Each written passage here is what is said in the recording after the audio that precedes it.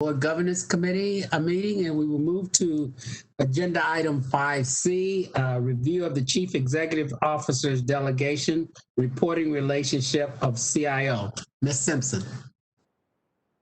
Thank you very much, Chair Jones, committee members and board members. This is an information item which is looking at a review of the Chief Executive Officer's delegation and specifically the reporting relationship of the Chief Investment Officer. As the summary explains, and as you are all very well aware, the full Board of Administration annually reviews and approves its delegation to the Chief Executive Officer. And this was most recently done in June of this year. The board did agree to bring in an enterprise-wide delegation to the CEO with a goal of fostering efficiency and accountability, and it was implemented by the board in 2014. However, the discussions around the advantages and the benefits of doing this date back to 2011, when this is I understand discussions that the board had at the time, and Rick Funston was advising the board on its governance self-assessment at that time, so I'm sure he can add some colour there. The decision that was made in 2011 was to move to this structure of having an enterprise-wide delegation to the chief executive, but to move on that when either one or other of the two offices were vacated. And very, very sadly, that took place when with Joe Deere's death in 2014, and the new appointment of the Chief Investment Officer was into this new reporting relationship. It's very important to emphasize that the Chief Investment Officer operates under the policy direction of the board and the administrative direction of the Chief Executive Officer. I do, though, Chair, just want to, from the analysis section, say that in the discussions and the board's self-assessment and the governance thinking around having this form of delegation to the Chief Executive Officer that CalPERS has, there are three main points for the board's consideration. The first is that CalPERS is a complex organization. It houses investment, health, but also pensions. And these three functions share a lot of administrative resources: technology, finance, obviously budgeting and procurement, legal and actuarial services, compliance, accounting, and of course stakeholder relations, communications, and very importantly, talent management. So the other point for the board's consideration is that the delegation through the CEO is to allow for efficient deployment of resources across these three functions and also timely prioritization within an enterprise-wide strategic plan. This is particularly important as well because CalPERS across the three functions has assets, liabilities, and also cash management, which require integrated risk management. So having the overall delegation in this format is intended to help there. The third element that I understand from those discussions at the time, back in 2011, was a further consideration of the board was that the delegation to the Chief Executive Officer was intended to protect the investment decision-making process from undue influence, whilst ensuring the Chief Executive's accountability to the board, which of course continues to retain full plenary authority. So with that, Chair, this item is for committee discussion. Thank you. Thank you, Ms. Simpson. We have a request to speak. Ms. Yee. Thank you very much, Mr. Chair, and thank you, Anne, for the introduction and the overview. And I'm particularly happy that Mr. Funston is here to join us just for a little bit of historical perspective as necessary. I appreciate this being agendized here today. I really wanted the discussion to take place prior to the chief investment officer search process, really getting underway in a robust way.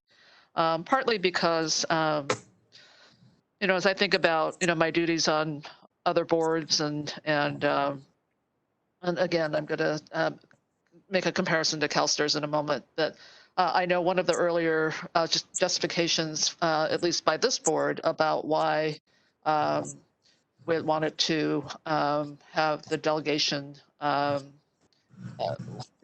grant the CEO sole authority over the CIO in terms of hiring, evaluating, and terminating. And this is the one issue I do want to focus on, is that it had to do with the evaluation of the CEO, in part being based on fund performance. And so it seemed to make sense that the CEO would be given full reporting responsibility for the CIO. I do think there's an issue with respect to kind of board accountability here, and that is I think the shared responsibility for hiring, evaluating, and terminating a CIO makes sense here, and where the duties of the CIO or the reporting structure, excuse me, really is both to the CEO and to the board. And much of that just really has to do with a little bit more of an open stream of communication, particularly publicly, and then also just with respect to accessing information when we're not in a public board meeting with the chief investment officer. The undue influence aspect of this, I would say, I hope, again, is not an issue or a problem if we have proper safeguards in place, and I think that's what we're all, really trying to ensure is the issue. But I just look at the dynamic of the board not being involved, I guess, in the hiring and the evaluation of the CIO, to me seems problematic. And it is probably one of the most important decisions any board can make in terms of these key hires, and in this case, both the CEO and the CIO. So I would actually propose that we consider looking at a dual reporting structure, and where investment performance and is reported to the board, and then the CIO then continues to report to the CEO on business operations relating to staffing, budgeting, technology, and the like, and that the board would retain the ability to hire and evaluate and terminate the CIO and doing the evaluation on an annual basis in consultation with the CEO. It's a structure that has worked well, frankly, at CalSTRS. And again, that's given that we have proper safeguards in place, good communication mechanisms in place. But to the extent that we have just tremendous responsibility with respect to being able to meet our 7% return, I think we need a more direct relationship with the CIO. So I'm going to just ask for consideration of that at this time. Okay. Ms. Taylor? Sure. Thank you. And thank you, Ms. Yee, for bringing this up. I think I remember, for some odd reason, I thought I was part of this decision. I think it was because I was sitting in on board meetings at the time the decision was finally made, because I do remember the arguments. And I think one of the things that I saw as a problem that was that we weren't getting information that we should have been getting from the chief investment officer, from what I understand, because it wasn't being reported, and there was the reporting structure that they report directly to us, and then the chief investment officer would choose to keep things out of the board's view. I do remember that it's some of the reasoning behind this was, number one, there was it undermines the CEO's authority to oversee and manage the entire organization. So it kind of weakens the internal controls. So by that I mean, if we had a direct report to from the CIO to us, would we even have heard about anything when it comes to trading violations or anything else? Would that have come to the board level, or would that benefit the CIO to not report that? Because of, you know, not benefit structures, but bonus structures. It hurts the CEO's ability to set priorities for the entire enterprise and manage resources. It limits the CEO's ability to manage the organization's reputation and legislative and stakeholder and other relations, because she's not getting a direct report. She's not getting those reports. She'll have to ask for those reports before she goes out, rather than getting them on a regular basis.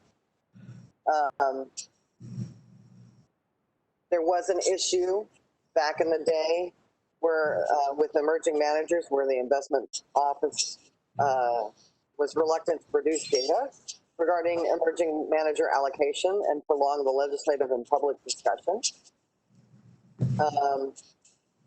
The current reporting structure, which was at the time the CIO reporting directly to the board, undermines the one organization or the enterprise-wide. So these are all issues that it makes, then the rest of the organization feels like it's not treated as well as the investment office. It silos the investment office, and now that we're trying to work towards a total fund process, it could further silo the investment office. I'm just concerned. And then finally, my last concern is when this happened, we had a female CEO and a male CIO, and there was more than a little bit of sexism involved. It possibly works at CalPERS because it's two males in those organizational structures, but there was definitively, from what I could see, based on just sitting in the audience and listening, some sexism involved. So I would speak against taking the delegation of authority away from the CEO. But those are my comments for now. Thank you. Okay, Mr. Fechner. Thank you, Mr. Chair. I have a few comments on this issue. Back in the day when the CIO reported to the board, so did the chief actuary, so did the general counsel. They were all direct reports to the board. And I'm interested to hear Mr. Funston weigh in on this and get his opinion, because he and I worked closely on these items back in that day. And I'm sure he can tell you that I fought very hard against doing it the way that we currently have it. But you know, wisdom does prevail over time. And I will tell you that I think that and I believe Mr. Funston even used the term before, it's hard to serve two masters. You know, you have to have someone in charge. That's the CEO. We have delegated responsibility to hold the CEO responsible. What brought this to the forefront, this would not have changed a bit, as Ms. Taylor said, had we had a different reporting structure. None of that would have come forward anyway. So what are we trying to fix here? So we have to think about that. And I think the main thing is for us to realize that it's a responsibility of us to hold the CEO accountable. If we want certain things from the investment office or from the CIO, we give that direction to the CEO, who passes that on. If it's not achieved, we hold the CEO accountable. I, for one, think the CEO is doing a fantastic job, making sure that everybody's on guard and being taken care of. At the same time, we have to do our job. And throwing the baby out with the bathwater is not the way to do this. We need to look at what's been going on. Again, what brought this to the forefront today would not have changed a bit had we changed the reporting structure. So again, Mr. Chair, I'd be happy to hear from Mr. Funston. Okay, well, we'll get to that. Okay. Mr. Miller. Oh, I was going to comment after the other committee members and consultants. So I wanted to hear from the consultant first as well. Okay, Ms. Yee, are you waiting also, or you want to hear from? Actually, I just wanted to ask, be sure Mr. Funston addresses this as to what, because we did have, I think, 2 direct reports to the board after the change was made. When there were 4 direct reports, I think went from 4 to 2. So I wanted to just see if Mr. Funston can address that. That's what the rationale was there. I just do want to say this is an accountability issue, and we can hold the CEO accountable. But frankly, I think when it comes to things like hiring our top level executive staff, and particularly the CIO, that it should be a shared responsibility. And let's face it, we have not had the strongest track record on hiring in the recent past. And I want to share in that responsibility. And we're ultimately accountable for those decisions that we haven't had a hand in. So I'm just trying to figure out how to align, particularly as it relates to the hiring of the CIO. And I would like this somewhat resolved before we go out for the next CIO search, but how we align. I mean, obviously we have the authority to do this if we decide that that's where it should reside. I think we certainly have a responsibility to weigh in on who we hire and the evaluation and whether they're doing a good job and whether issues of termination should properly come before us. But also as it relates to the accountability, as I said. So I'm just trying to align all of that because right now it doesn't seem as though they're properly aligned. And I mean, frankly, there are times that I come to a board meeting and I think, why didn't we have a more of a say about that? And it's not to say we don't get to be on interview panels. We do get to be on interview panels, but it's just not a weighted responsibility that really gives the board kind of just fully making that decision. Where even if we we have even veto authority over the CEO's hiring decision. So I just wanted to hear from Mr. Funston about just the thinking about going from 4 direct reports to 2, and then just what the thinking is with respect to kind of the shared responsibility. Okay, I think I will offer a comment at this stage because I hear both sides and the benefits and issues from either way we go. But I also would suggest that we add this language to the part of the delegation to the CEO in terms of a direct report. And this was in a board governance and delegated authority some years ago, and somehow it was removed. So I'm suggesting that it be put back, and it would read, the board and the CEO share responsibility for hiring, evaluating, and if necessary, terminating the chief investment officer. And therefore, the board would be involved in the actual hiring, making a decision. The board would be actually involved in the evaluation, and the board would be involved in the actual, if it comes to a termination. So that would be my suggestion to deal with that issue. So with that, I think we want to hear from Mr. Funston. I heard that request. Yes, Mr. Chair, thank you.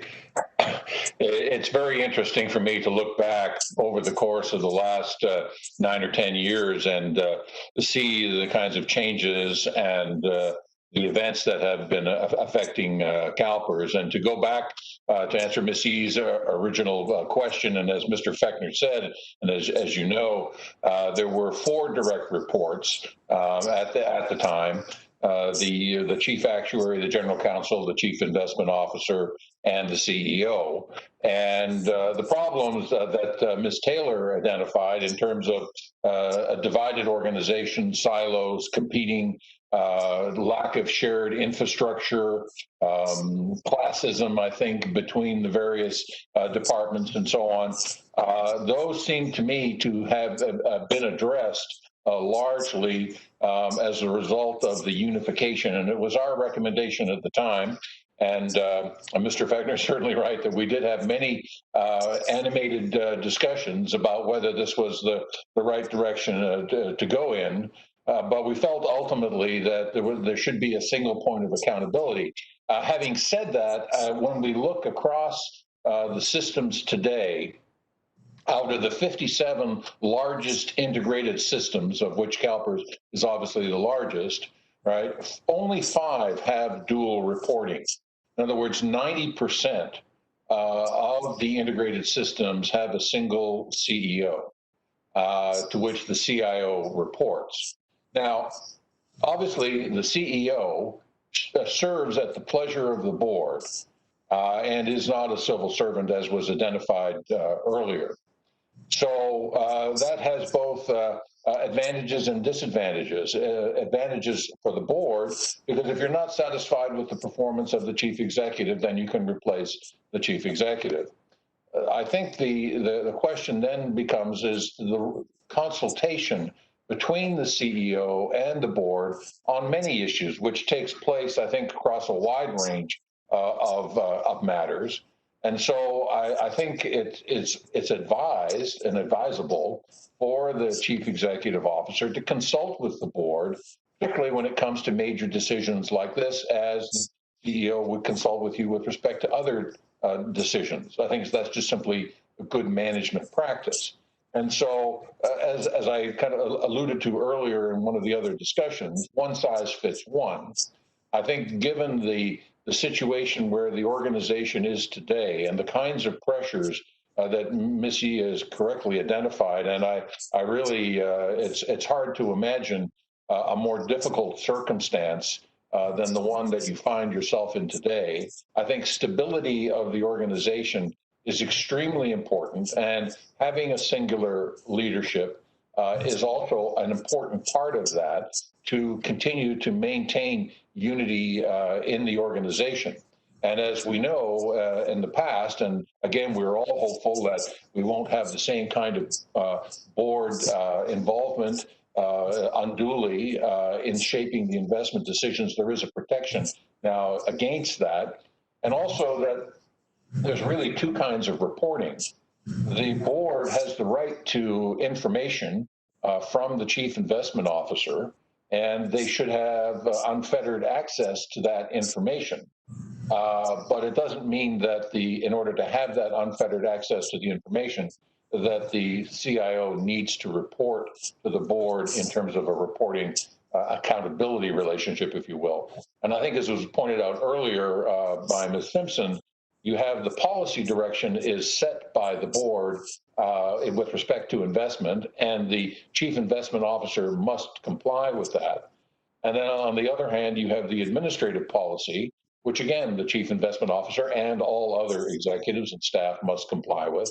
So I think that you have potentially the best combination there, because you should have ready access to the information while at the same time being able to hold the chief executive accountable for the performance of the entire organization. Otherwise, I think you risk division at a time when you can least afford it. I think my earlier comments too were about the stability of the organization in these times and the commitment to kind of to stay the course, to see it through, because I think creating instability would probably be one of the worst things that one could do for the organization, given the current circumstances.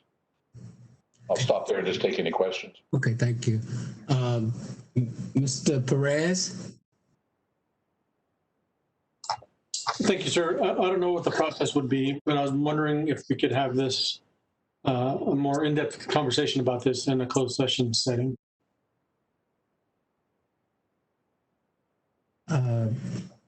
Mr. Jacobs, it could be calendared to the evaluation of the CEO. Mr. Jacobs?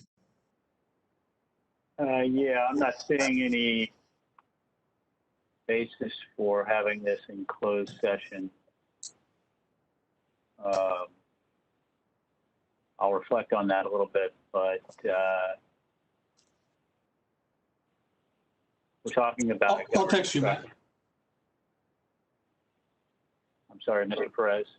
I'll email or I'll text you.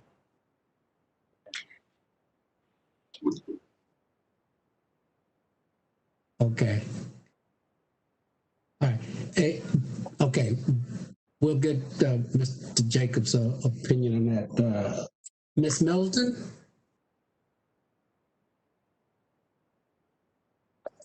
Thank you, Mr. Chair. And I want to thank everyone who has already spoken. These have been really good comments, and I appreciate Ms. Yee bringing this issue forward. And I've had mixed feelings on this as to what's the best way to go forward. But I think the chair raises a very good point that a shared responsibility for the hiring, evaluation, and firing is an appropriate balance to strike. It's one I'm very familiar with in a municipal context, in which in most medium-sized cities with a city manager, the city manager reports to the city council, but the city council has significant involvement in making a determination as to who the city attorney is going to be. And that's generally a shared responsibility in the hiring and a shared responsibility in the evaluation. But I do think it's important that we get to a place where we have some stability. It's a word that Mr. Funston used, and it is a word that Mr. Mariar used, and it is a word that I hear over and over and over again from my colleagues in other cities, the employers that are responsible for paying the bills. They want to see CalPERS as a stable organization that is a reliable organization. And frankly, an awful lot of them want to see us get out of the news. So I think we need to have that one voice that represents this organization. That has to be the CEO.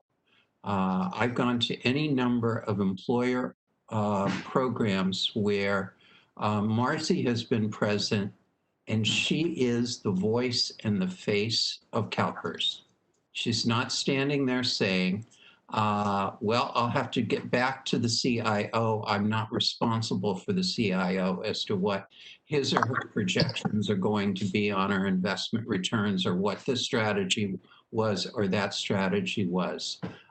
It's the one person who has to stand up and take the responsibility, whether it goes well or it goes poorly. So I want to see us play a larger role in working with the CEO so that we have a common understanding of who's the right person, who's the right fit. But ultimately, I think that once we make that decision together as to who is the right individual, the reporting relationship should be directly to the CEO, with constant involvement and cooperation with the full board. Thank you, Ms. Wilson. Mr. Miller? Yeah, I won't repeat much here, but I really, having the CIO report in a dual reporting or reporting to us, I think it would undermine stability, I think. And for all the reasons that Teresa and Ms. Middleton and others have mentioned, I really don't support changing that structure. Certainly there could be room for improvement if the board feels we need to improve how we have a dialogue with our CEO. I think our CEO has done a great job. I have great confidence in her.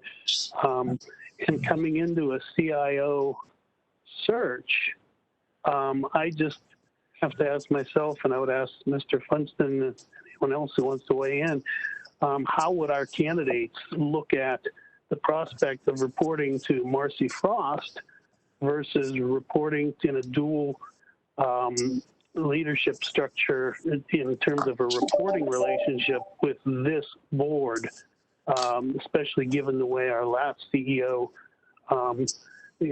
was dealing directly with Marcy, and we were able to really allow him to really work effectively and to relieve some of the burdens of kind of the care and feeding of board and board meetings and everything that would be on the table if we had a new CIO with a dual reporting relationship and kind of that serving not 2 masters, but 13, 14 masters. So I think that really would be challenging. Mr. Funson, you want to respond to Mr. Miller's request of you?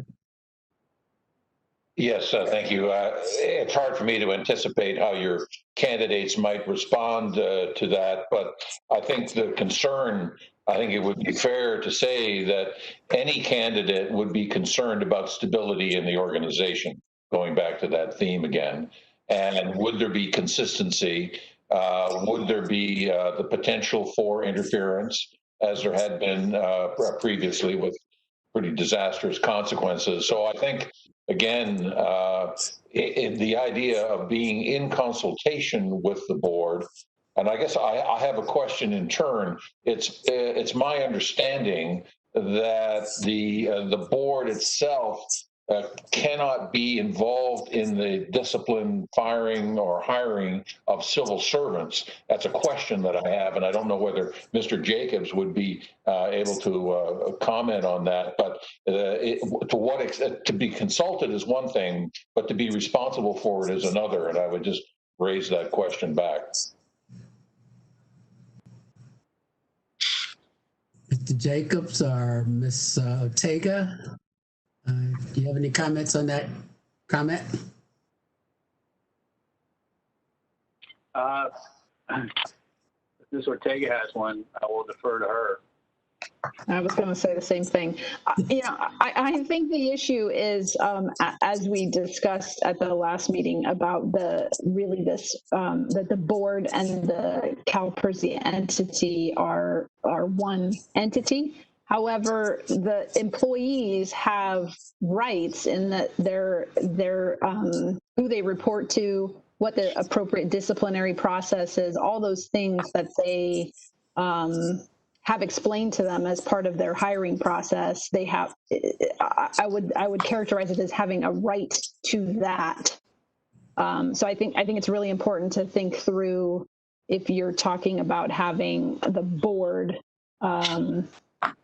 having that type of role with employees other than the CEO. I think that you really have to think that through. However, I think, as Ms. E has mentioned, the model at CalPERS, the CIO does in fact report directly to the board. The board determines the CIO's performance, does the performance evaluation, determines the appropriate incentive compensation. All of those actions are taken by the board directly. So there clearly is a model for that has not been challenged or does not appear to violate anybody's civil service rights. Okay, can we also ask Ms. Wesley to chime in on this?